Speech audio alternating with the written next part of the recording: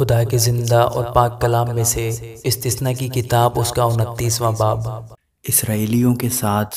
جس عہد کے باندھنے کا حکم خداوند نے موسیٰ کو مواب کے ملک میں دیا، اسی کی یہ باتیں ہیں۔ یہ اس عہد سے الگ ہے جو اس نے ان کے ساتھ ہورب میں باندھا تھا۔ سو موسیٰ نے سب اسرائیلیوں کو بلوا کر ان سے کہا، تم نے سب کچھ جو خداوند تمہاری آنکھوں کے سامنے ملک مصر میں فرعون اور اس کے سب خادموں اور اس کے سارے ملک سے کیا دیکھا ہے۔ امتحان کے وہ بڑے بڑے کام اور نشان اور بڑے بڑے کرشمے تو نے اپنی آنکھوں سے دیکھے، لیکن خداوند نے تم کو آج تک نہ تو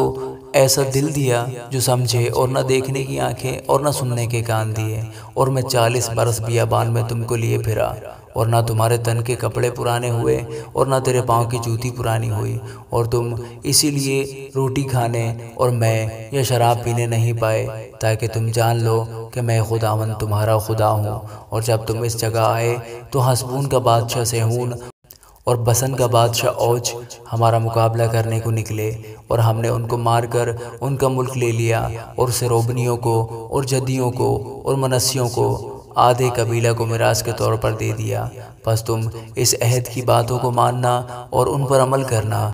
تاکہ جو کچھ تم کرو اس میں کامیاب ہو۔ آج کے دن تم اور تمہارے سردار، تمہارے قبیلے اور تمہارے بزرگ اور تمہارے منصبدار اور سب اسرائیلی مرد اور تمہارے بچے اور تمہاری بیویاں اور وہ پردیسی بھی جو تیری خیمہ گاہ میں رہتا ہے، خواہ وہ تیرا لکڑہارا ہو خواہ سکا، سب کے سب خداوند اپنے خدا کے سامنے کھڑے ہوں، تاکہ تو خداوند اپنے خدا کے عہد میں جسے وہ تیرے ساتھ آج باندھتا اور اس کی قسم میں جسے وہ آج تجھ سے کھاتا ہے شامل ہو، اور وہ تجھ کو آج کے دن اپنی قوم قرار دے، اور وہ تیرا خدا ہو جیسا اس نے تجھ سے کہا، جیسی اس نے تیرے باپ دادا ابراہیم اور اسحاق اور یعقوب سے قسم کھائی۔ اور میں اس عہد اور قسم میں فقط تم ہی کو نہیں، پر اس کو بھی جو آج کے دن خداوند ہمارے خدا کے حضور یہاں ہمارے ساتھ کھڑا ہے، اور اس کو بھی جو آج کے دن یہاں ہمارے ساتھ نہیں، ان میں شامل کرتا ہوں۔ تم خود جانتے ہو کہ ملک مصر میں ہم کیسے رہے اور کیوں کر ان قوموں کے بیچ سے ہو کر آئے جن کے درمیان سے تم گزرے،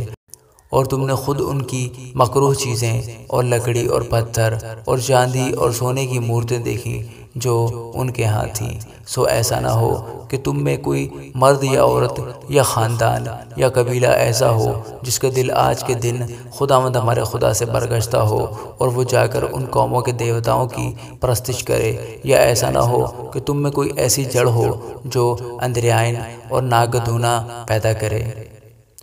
اور ایسا آدمی لعنت کی یہ باتیں سن کر دل ہی دل میں اپنے آپ کو مبارکباد دے اور کہے کہ خواہ میں کیسا ہی ہٹی ہو کر ترکی کے ساتھ خشک کو فنا کر ڈالوں تو بھی میرے لیے سلامتی ہے، پر خداوند اسے معاف نہیں کرے گا، بلکہ اس وقت خداوند کا قہر اور اس کی غیرت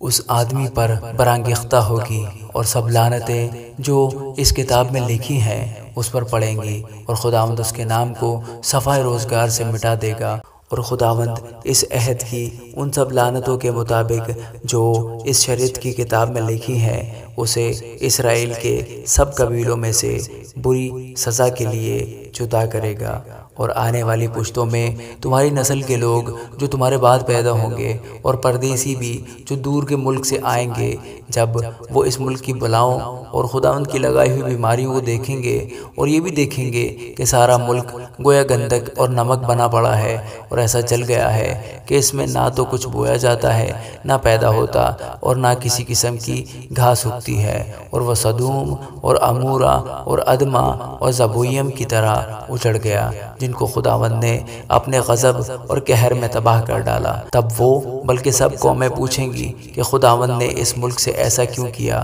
اور ایسے بڑے قہر کے بھڑکنے کا سبب کیا ہے۔ اس وقت لوگ جواب دیں گے کہ خداوند ان کے باپ دادا کے خدا نے جو عہد ان کے ساتھ ان کو ملک مصر سے نکالتے وقت باندھا تھا اسے ان لوگوں نے چھوڑ دیا، اور جا کر اور معبودوں کی عبادت اور پرستش کی جن سے وہ واقف نہ تھے اور جن کو خداوند نے ان کو دیا بھی نہ تھا۔ اس لیے اس کتاب کی لکھی ہوئی سب لعنتوں کو اس ملک پر نازل کرنے کے لیے خداوند کا غضب اس پر بھڑکا، اور خداوند نے قہر اور غصہ اور بڑے غضب میں ان کو ان کے ملک سے اکھاڑ کر دوسرے ملک میں پھینکا، جیسا آج کے دن ظاہر ہے۔ غیب کا مالک تو خداوند ہمارا خدا ہی ہے، پر جو باتیں ظاہر کی گئی ہیں وہ ہمیشہ تک ہمارے اور ہماری اولاد کے لیے ہیں، تاکہ ہم اس شریعت کی سب باتوں پر عمل کریں۔ آمین۔